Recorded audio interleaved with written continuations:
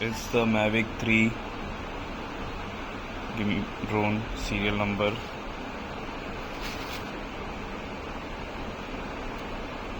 As you can see, the serial number.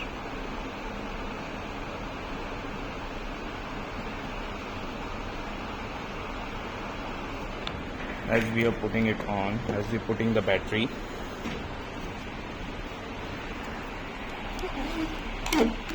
inserting the battery and powering on the battery. The battery is powered on, but the drone is not getting on. As you can see, its arm module has been damaged. Here it's broken. Gimbal has been damaged, and there is no power on any other thing. It's not getting on. And we checked, we have pressed this unit also to get it on, but still it's not getting on. Just putting it off, removing the battery, and again checking the serial number.